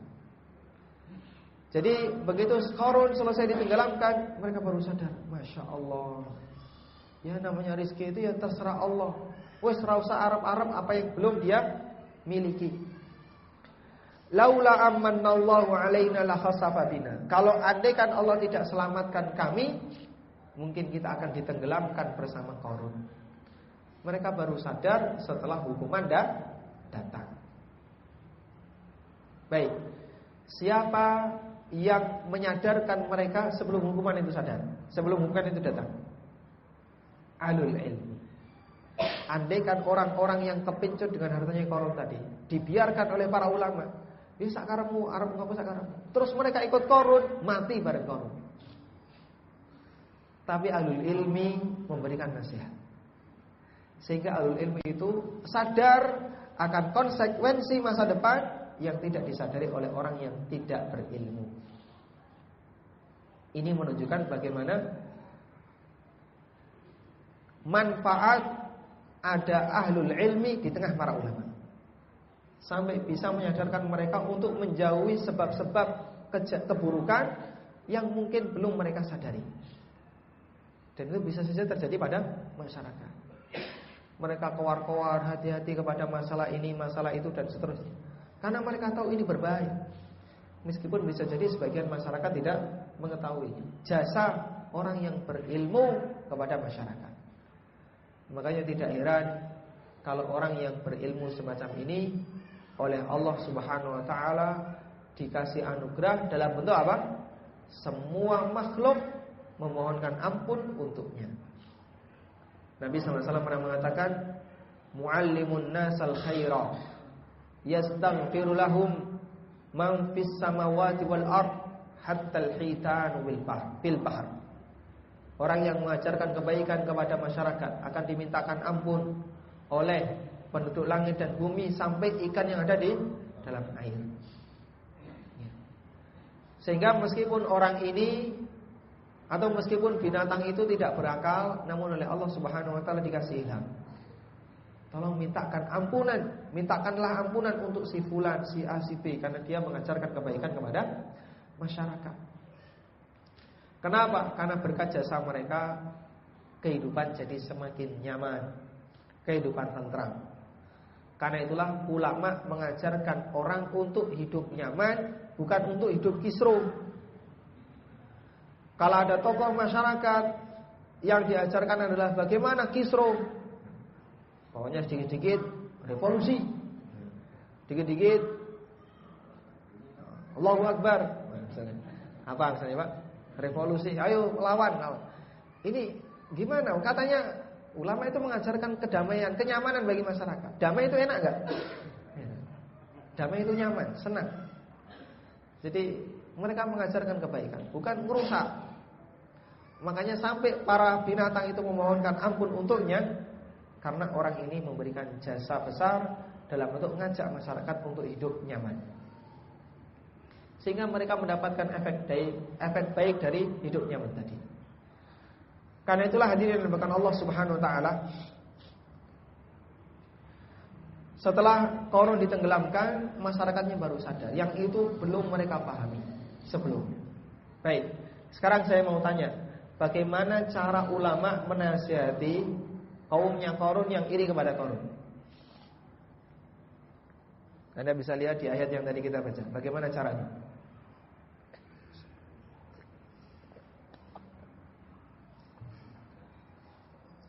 Maksud saya adalah pesan apa yang mereka sampaikan? Pesan apa yang mereka sampaikan? Pesan untuk ingat akhirat. Dan selalu seperti itu. Cara yang paling mujarab untuk menghindari iri terhadap kemampuan yang dimiliki oleh orang lain, ingat akhirat. Dan semua kita pasti punya penyakit iri. Cuman beda-beda kualitasnya ya. Ada yang iri yang sangat berkualitas, itu angel disembuhkan. Ada yang iri yang sedikit ya. Ada iri kepada sasaran yang benar dan ada iri kepada sasaran yang salah. Baik. Karena itu hadirin makan Allah, ketika kita iri, kita pasti sakit hati. Dan untuk menghindari perasaan suasana sakit hati seperti itu, biar tidak berlebihan, gantungkan harapan kita kepada akhirat. Karena ini cara yang paling mujarab biar kita tidak iri kepada manusia. Anda yakin? Insya Allah balasan yang Allah berikan kepadaku besok di akhirat jauh lebih indah dibandingkan dunia sing duwe ini. Sehingga kita tidak akan terlalu menggebu-gebu untuk memiliki harta milik orang lain. Sampai Nabi Muhammad SAW dinasihati oleh Allah, ingat akhirat biar tidak iri dengan harta yang dimiliki oleh musuh-musuh beliau. Allah Subhanahu wa taala mengatakan, wasbir nafsaka ma'al ladina yad'una rabbahum bil ghadati wal 'ashiyyi yuriduna wajha wa la ta'tu 'ainaka 'anhum turidu zinatal hayatid dunya. Ini ada di surat apa? Ada di surat wasbir nafsaka ma'al ladina yad'una rabbahum bil ghadati wal 'ashiyyi. Surat Al-Kahfi ya. Surat Al-Kahfi. Saya biasanya malam Jumat Yasinan ya gak ngerti ya. Ada di surat Al-Kahfi. Bersabarlah bersama orang-orang yang berdoa kepada Allah, yang berzikir di waktu pagi dan sore. Wala ta'du 'ainaka 'anhum, dan jangan kamu perhatikan matamu jangan mengarah kepada orang-orang yang kaya itu. Padahal orang musyrik ketika itu jauh lebih kaya dibandingkan kaum muslimin. Turuti zinatal hayati dunya, yang dengan itu menyebabkan kamu jadi ingin punya kehidupan dunia. Sehingga perhatian dia malah kembali kepada dunia, bukan kembali kepada akhirat. Dan untuk mengobati itu, Allah Subhanahu wa taala nasihatkan kepada nabinya, miliki harapan besar kepada akhirat. Ya. Imam Hasan Al-Basri pernah memberikan nasihat. Idza ra'aitar rajul yunafisuka fid dunya wa nafisu fil akhirah. Kalau kamu melihat ada orang yang lebih unggul daripada kamu dalam masalah dunia, kalahkan dia dalam masalah akhirat. Anda bersama kawan Anda, yang satu naik jabatannya, yang satu naik pangkatnya. Sampaikan ke dia, insyaallah posoku ora kalah, tahajudku ora kalah. Kalahkan dia dalam masalah akhirat. Kalau seperti ini, sehingga dia tidak ada rasa kepingin harta yang dia miliki. Sudah putus harapan kita ketika kita mengingat masalah akhirat. Karena akhirat itu madunya dunia. Wallahu a'lam. Sudah jam 10, Pak? 2 menit. 2 menit apa, Pak? Oh, 2 menit jam 10. 2 menit kita akan lanjutkan kisahnya Sulaiman. Tapi enggak cukup ya. Yang menjadi catatan kita dari ayat yang tadi kita baca, Anda bisa perhatikan pernyataan Qarun di ayat 78. Ya, surat Al-Qasas di ayat 78. Allah berfirman, qala innama utituhu ala ilmin indi. Qarun mengatakan, saya kaya itu karena saya punya ilmu. Jadi dia mengembalikan harta kekayaan yang dia miliki kepada diri sendiri, bukan kepada Allah. Bukan kepada yang memberinya, tapi kepada dirinya. Ya aku sugih ya pantes. Rupane kayak gini biasanya pantes dadi wong sugih. Aku sugih pantes, wah aku pinter kok ya. Oh, karena saya itu rajin. Karena saya itu pinter manajemen, pinter marketing, pinter pemasaran, karena sekolahnya dhuwur dan seterusnya. Ini semua orang yang tanda dia tidak bersyukur kepada Allah. Karena dia kembalikan nikmat yang dia miliki kepada pribadinya, bukan kepada Allah Subhanahu wa ta'ala. Dan ada sebagian orang yang punya kondisi semacam ini. Jadi ketika dia punya kenikmatan, punya harta, punya pangkat, punya jabatan, dia kembalikan kepada dirinya. Ya, saya bisa seperti ini, saya bisa naik tingkat, karir saya naik karena saya disiplin, karena saya orangnya orang yang tertib dan seterusnya. Dan ini termasuk di antara kufur kepada nikmat Allah Subhanahu wa ta'ala. Berbeda dengan Sulaiman. Sulaiman alaihi salatu wassalam, Allah ceritakan dalam Al-Quran di ayat atau di surat An-Naml ayat 40. Surat An-Naml ayat 40. Surat An-Naml itu surat nomor berapa?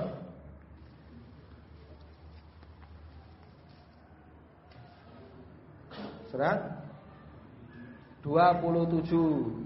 Surat 27 sebelum Al-Qasas. Setelah Sulaiman mengadakan sayembara, siapakah nanti yang bisa membawa singgasananya Bilqis ke kerajaannya? Singgasana Ratu Saba ke kerajaannya. Kemudian ada dua makhluk di sana yang angkat tangan. Pertama adalah Ifrit. Qala Ifritu minal jinni ana atika bihi qabla an taquma min maqami wa inni alaihi laqawiyyun amin. Ifrit mengatakan, saya mampu membawanya sebelum kamu bangkit dari tempat dudukmu, dan saya itu kuat lagi amanah. Kemudian qala alladzi 'indahu ilmun minal kitab, makhluk yang kedua, orang yang Allah sebut memahami ilmu kitab. Kitab di sini apa? Taurat. Dia ulama, punya pemahaman tentang isi Taurat. Ana atika bihi qabla an yartadda ilaika tarfuk. Saya mampu membawanya sebelum Anda selesai berkedip. Dan ini yang diperintahkan oleh Sulaiman. Kemudian ketika istana itu ada di hadapannya, falamma ra'ahu mustaqirran indahu qala hadza min fadli rabbi. Setelah beliau melihat istana singgasana itu berada di dekatnya, beliau langsung mengatakan, ini karunia dari Rabbku, liyabluwani aashkuru am akfur, untuk mengujiku apakah saya bisa bersyukur ataukah jadi orang yang kafir, kufur nikmat. Baik, bedanya apa antara Qarun dan Sulaiman? Kalau Qarun mengembalikan nikmat itu kepada kemampuan pribadinya. Kalau Sulaiman mengembalikan nikmat itu kepada siapa? Allah Subhanahu wa ta'ala.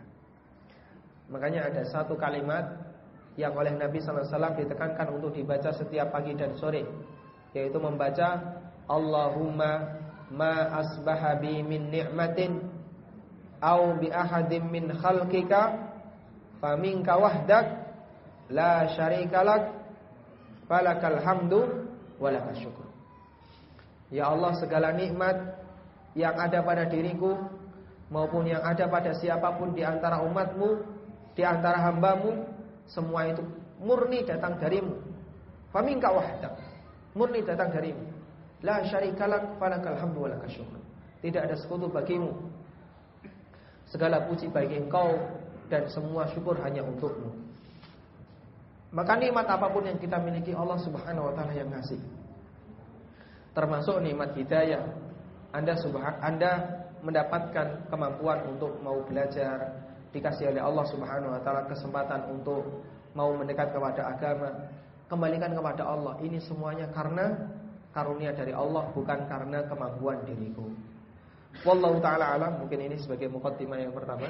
Nanti kita akan istirahat kurang lebih 15 menit untuk pembagian jatah ya, yang sudah disiapkan di belakang. Semoga bermanfaat. Wassallallahu ala nabiyyina Muhammadin wa ala alihi wa sahbihi wa sallam. Wa akhiru da'wana alhamdulillahirabbil alamin. Subhanakallahumma wa bihamdika asyhadu an la ilaha illa anta astaghfiruka wa atubu ilaik. Meskipun kadang ini juga butuh melihat seleranya ya. Dia seleranya di mana? Oh, dia itu kalau kajian bisnis, masalah fikih muamalah mau ikut. Tapi kalau kajian masalah tauhid, kajian masalah tafsir atau apalagi bahasa Arab ya, dia itu menjauh sejauh-jauhnya. Tapi kalau kajian muamalah dia mau ikut. Nah, mungkin Anda bisa kasih pengantar, ikut kajian tentang masalah riba. Itu senang dia. Masalah muamalah senang. Ada kawan saya yang curhat tentang kondisi temannya. Jadi kita pernah pulang bareng satu mobil gitu, kemudian mereka turun dulu. Setelah itu diceritani, nah bapak-bapak tadi itu kawan-kawan saya, dia kalau kajian umum itu nggak mau. Tapi kalau masalah muamalah mau dia. Ada bisa kasih kajian yang dari mana dia senang dulu. Sama seperti kita dulu sebelum dapat hidayah. Sebelum saya mendapatkan dikasih oleh Allah Subhanahu wa taala hidayah untuk senang dengan kajian. Dulu saya forum seperti ini juga nggak suka. Ini forum apa? Tidak orang nambahi ganjaran menurut saya dulu ya. Waktu itu masih dalam kondisi kehidupan liberal. Dan saya suka kajian bahasa. Kalau kajian kemudian isinya membahas masalah bahasa, latar belakang bahasa, ilmu semantik gitu ya. Itu saya suka. Makanya kadang yang senang didengarkan ya pidato-pidato yang kajiannya dari isi bahasa. Nah, guru saya Al-Ustadz Aris Munandar termasuk ahli bahasa Arab.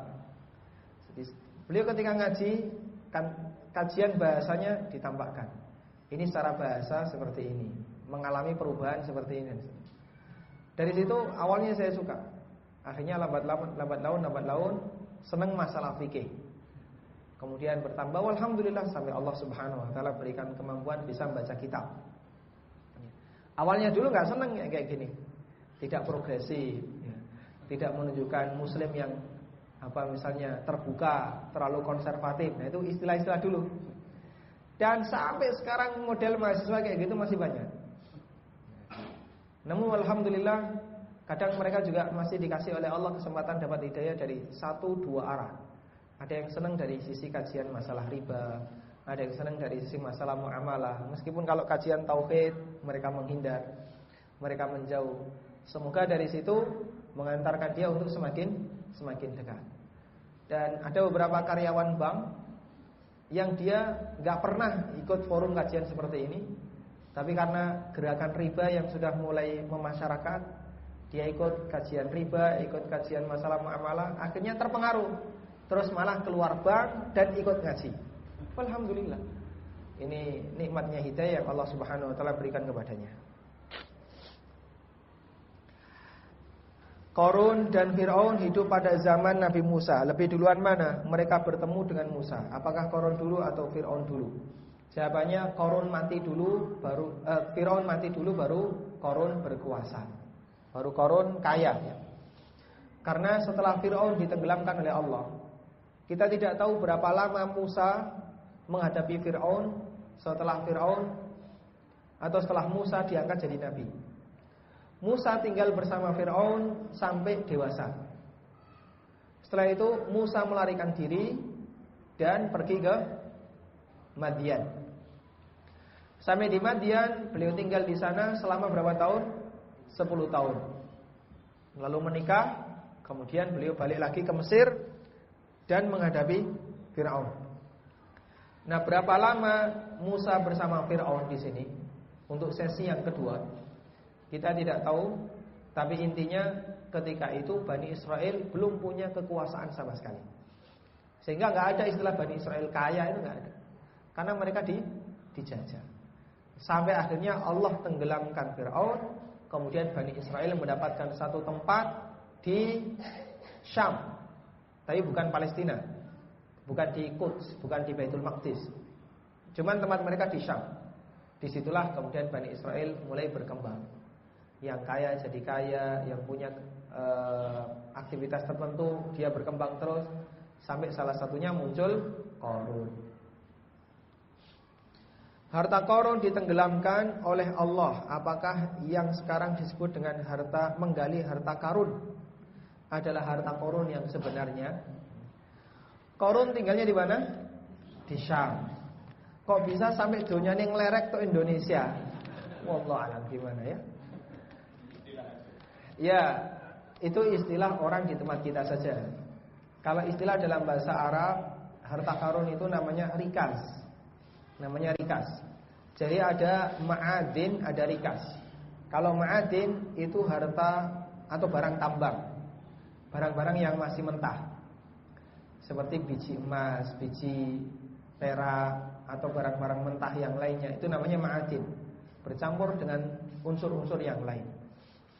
Tapi kalau rikas, kalau bahasa kita orang yang punya harta karun, itu barang sudah jadi, tapi tertimbun dalam tanah. Misalnya guci, atau gelas, atau perabotan-perabotan, atau koin-koin emas yang tertimbun di dalam tanah. Dan itu tidak rusak. Emas itu tidak rusak. Nah, ketika orang mendapatkannya, apakah ini adalah harta karun? Ya, itu istilah di tempat kita. Tapi ini belum tentu hartanya Qarun. Karena Qarun ditenggelamkan di Syam, sementara kita berada di Indonesia. Cuman yang perlu kita ingatkan, harta ini ada zakatnya. Berapa zakatnya? Berapa zakatnya? Wa fir rikazil khumus. Dalam rikas ada zakat 1/5. Berapa zakatnya? 20%. Yang paling gede. Kenapa? Karena ini harta nemu, gali-gali, kemudian untuk buat sumur ternyata dapat guci. Kemudian nanti gucinya dijual, harganya sekian, maka nilai dari hasil penjualan 20% dibayarkan sebagai zakat. Assalamualaikum. Waalaikumsalam. Kalau kita punya rizki, harus didahulukan daftar umrah atau haji, atau untuk membayar utang dulu, atau nekat berangkat umrah terus di sana kita berdoa agar diberi ganti rizki yang lebih banyak lagi agar bisa bayar utang.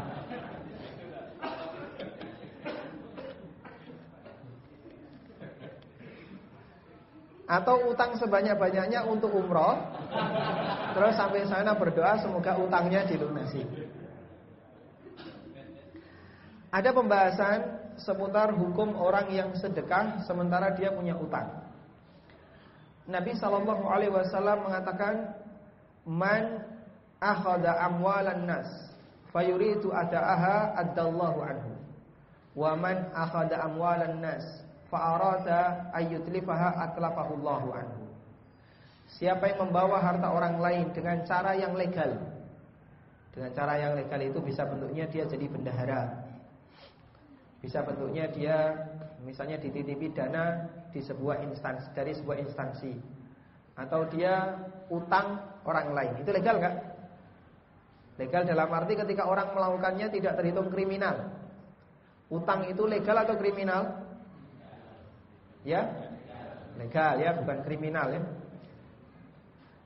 Dia mendapatkan harta dengan cara yang legal, dan dia punya keinginan untuk menunaikannya, untuk mengembalikannya, maka Allah akan membantunya.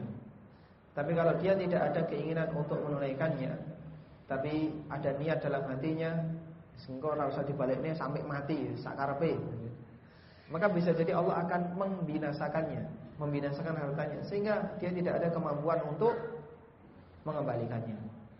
Berdasarkan hadis ini, Imam Bukhari membuat judul bab haramnya orang yang sedekah sementara utangnya sudah layak, sudah saatnya bayar, belum dia lunasi. Anda punya utang 1 juta, Anda punya uang 1,5 juta. Kemudian Anda sedekahkan 1,5 juta. Itu kata Bukhari, hukumnya terlarang. Kenapa? Karena kamu berarti merusak harta orang lain. Wes ngerti punya utangnya, lunasi dulu utangnya. Kemudian kalau mau sedekah, silahkan gunakan uang sisanya. Karena utang ini hak orang lain yang ada pada dirimu. Makanya teori orang yang mengatakan nek duit saiki sementara dia punya utang, gunakan untuk sedekah dan nanti minta kepada Allah agar diganti dengan yang lebih banyak. Ini teori yang tidak diterima oleh para ulama. Karena ini merusak harta orang lain. Coba kalau kamu yang jadi seperti orang yang punya piutang. Kemudian orang yang utang ke kamu, dia punya harta terus ingin mensedekahkan hartanya, padahal kita sudah arap-arap kapan ini dibayar. Ternyata malah dikasihkan orang lain. Kita akan sakit hati. Kudune dibayarkan ke saya, malah dibayarkan ke orang lain.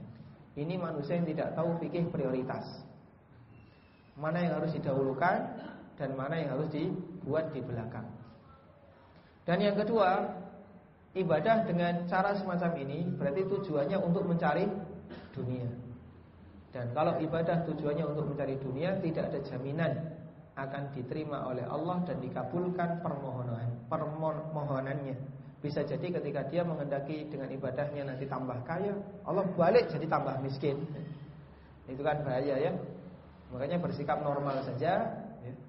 Kalau sekiranya punya utang dan dia ingin haji atau umroh, selesaikan dulu urusan dengan sesama, baru kemudian kalau mau ibadah silahkan. Wallahu a'lam. Mungkin yang mau bertanya langsung anak-anak boleh ya ini dulu Pak.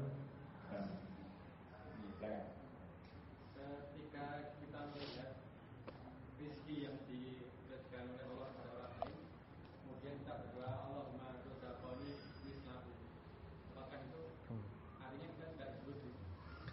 Mungkin yang lebih tepat Allahumma rzuqni mithlahu. Ya Allah, berikanlah aku rizki seperti yang dia miliki. Apakah ini berarti kita tidak zuhud? Permohonan ini minta rizki kepada Allah seperti yang dimiliki oleh orang lain tidak salah. Namun akan lebih sempurna ketika dia minta yang lebih baik. Misalnya dia minta Allahumma zidlahu fadlan wa'tini khairam min. Ya Allah, tambahkanlah karuniamu untuknya dan berikan aku yang lebih baik daripadanya. Nah, gitu ya. Sehingga menutup kesempatan bagi dia untuk iri karena dia menggantungkan harapan kepada Allah, malah mendoakan kebaikan untuk orang yang menjadi objek iri. Anda iri dengan si A karena kalah saing. Ya. Kemudian setelah Anda merasa kalah saing, Anda doakan, ya Allah, tambahkanlah kebaikan untuk si A. Ada nggak orang kayak gini, Pak? Jarang ya. Biasanya nek gedeng karo wong pripun, Pak? Kita akan mendoakan keburukan. Ya, muga-muga cepet entek. Muga-muga cepet rusak. Itu yang kita harapkan. Makanya kita kalau sudah iri kepada orang lain, kejahatan itu diwujudkan dalam bentuk doa. Dan itulah doa yang isinya dosa. Dan doa seperti ini tidak akan mustajab, karena doa yang dilatar belakangi dengan kejahatan, emosi, iri, kemudian dendam kepada orang lain dengan tanpa alasan, terus kita wujudkan dalam bentuk doa. Persis seperti yang pernah dialami oleh Bal'am bin Ba'urah. Siapa itu? Orang yang diberi oleh Allah Ismullahil A'zam, nama Allah yang paling agung, yang jika dia ucapkan doanya pasti mustajab. Dan itu ciri khas atau keistimewaan Bal'am. Itu geni, sekali ndonga mustajab. Itu Bal'am bin Ba'urah. Tapi orang ini fansalakha minha, dia menyimpang dari kebenaran ketika muncul rasa iri karena dorongan dari masyarakatnya. Bal'am bin Ba'urah mendoakan keburukan untuk Musa dan kaumnya. Jadi dia tinggal di sebuah kampung. Di situ dia mendapatkan posisi, dihormati oleh masyarakatnya, dimuliakan oleh masyarakatnya karena doanya mustajab. Nah, kampung ini benci kepada Musa dan kaumnya. Maka mereka minta kepada Bal'am, tolong doakan, mintalah kepada Allah agar Allah menimpakan kebinasaan kepada Musa dan kaumnya. Terus disanggupi oleh Bal'am. Lalu ketika Musa itu singgah, Bal'am naik ke atas bukit ya, bersama kaumnya. persis di bawah bukit itu adalah tempat singgahnya Musa dan masyarakatnya dan Bani Israel. Kemudian Bal'am berdoa. Dan selalu dalam doanya Bal'am menggunakan Ismullahil A'dzam, kalimat mustajab, di mana doa itu cepat dikabulkan oleh Allah. Begitu dia meminta kepada Allah, lidahnya ditekuk oleh Allah, sehingga ketika dia mendoakan kebaikan untuk kaumnya, dia balik untuk Musa, dan ketika dia mendoakan keburukan untuk Musa, dibalik untuk kaumnya. Ya Allah, timpakanlah kebinasaan untuk kaumku dan berikanlah kebaikan untuk Musa. Setelah selesai berdoa mikir dong. Berdoa lagi. Menyebut nama Allah yang paling agung. Kemudian dia mohon, ya Allah, binasakanlah kaumku dan berikanlah kebaikan kepada Musa. Dan begitu seterusnya sampai 3 kali. Kaumnya marah, dipateni. Karena orang ini mendoakan kebinasaan untuk kaumnya. Jadi Allah tidak ingkar janji. Siapa yang menggunakan nama Allah yang paling agung, Ismullahil A'dzam, doanya pasti mustajab. Tapi oleh Allah ditekuk doanya, sehingga lidahnya selalu mengarah kepada tidak sesuai dengan apa yang dia inginkan. Makanya ketika kita iri kepada orang lain, tolong waspadai, hati-hati dengan lisan. Iri itu biasanya diwujudkan dengan komentar, dan kadang komentarnya sampai pada doa. Hindari mendoakan keburukan untuk orang yang menjadi sasaran iri kita. Terus gimana caranya, Pak? Tutup rapat-rapat dengan cara doakan kebaikan untuk orang itu. Dan biasanya yang gampang kena penyakit iri itu kan para ibu-ibu ya. Kayak kok bojone lebih sukses dibandingkan aku, dibandingkan bojoku, membandingkan bojo. Yang laki-laki juga sama ya. Kalah dalam masalah bojo. Terus iri. Nah, pada saat muncul iri, bisa jadi komentar yang dicari cacat orang yang menjadi sasaran iri. Wah, kayak gini masakannya ora enak, gak karuan ya. Itu karakter para wanita. Makanya dalam kondisi seperti itu, tahan lisan. Karena iri seperti ini bisa menyebabkan amal kita menjadi terhapus. Wallahu a'lam. Pak Iswanto tolong sebutkan nama. Terus bertanya ya. Pak Iswanto sebut yang depan. 2 ada. Nama saya disebut. Ya. Oh ya. Namanya siapa? Pertanyaannya, harta karun yang ditemukan itu sama dengan hadiah enggak, Pak? Misalnya Mas ini beri saya 10 juta, zakatnya ada enggak? Apakah rikas sama dengan hadiah? Jawabannya beda.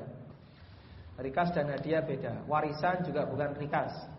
Karena itu untuk hadiah, misalnya kita dikasih 10 juta atau dikasih orang sepeda motor misalnya ya, ada zakatnya atau tidak? Jawabannya tidak ada. Kecuali jika dia sudah memenuhi 1 nisab dan bertahan selama 1 haul. Ada orang dapat warisan 100 juta. Sudah nisab belum? 100 juta sudah nisab belum? Sudah.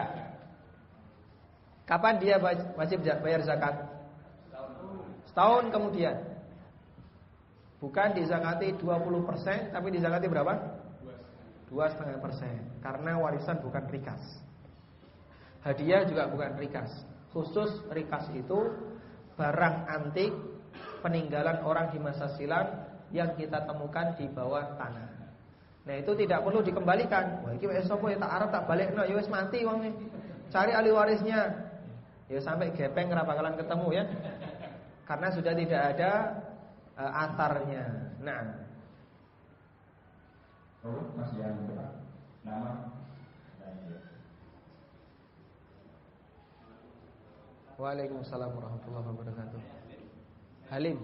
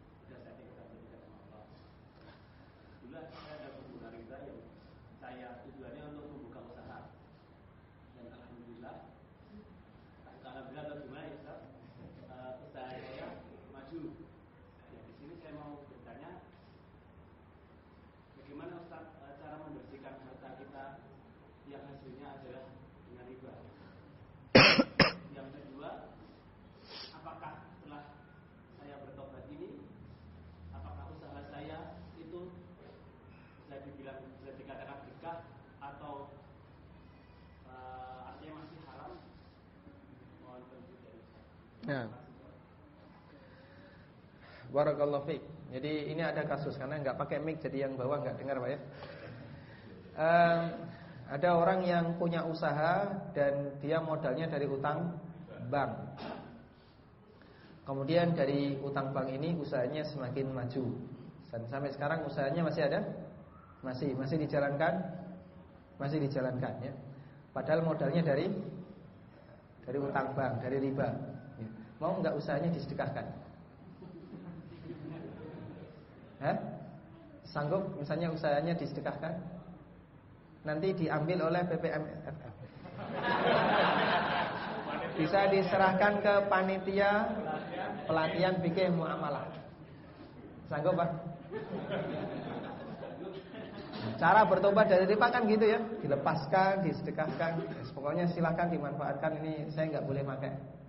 Kira-kira sanggup seperti itu? Ya, yang lain juga nggak bakalan sanggup, sama dengan Anda. Dan tidak perlu seperti itu ya. Jadi Anda tidak perlu mensedekahkannya, tidak perlu melepaskannya. Silahkan usaha itu jika produktif dilanjutkan. Cuman perjuangannya adalah pertama, segera hentikan utang dari bank. Jadi kalau Anda masih punya utang dari atau ada tawaran baru, jangan diterima. Satu itu. Kalau Anda masih menerima tawaran yang baru, berarti belum tobat. Dan biasanya karakter bank itu kan kalau ada pengusaha sudah sukses, nanti top up-nya ditambah. Pak, kita mau nambah top up, mau nggak Pak? Sekian, nanti bunganya lebih kecil. Karena mereka tahu ini usahanya berhasil, sukses, cicilannya disiplin. Ya. Tapi kalau kemudian kita orangnya ndablek, BI checkingnya jelek, raportnya merah di bank, maka bank akan menghindari.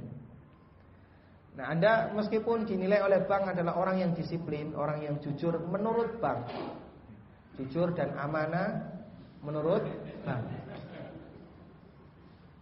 Lalu Anda ditawari oleh bank yang lain dan itu godaan, atau ditawari oleh bank yang sama tambah top up, tolong Anda jangan menerima.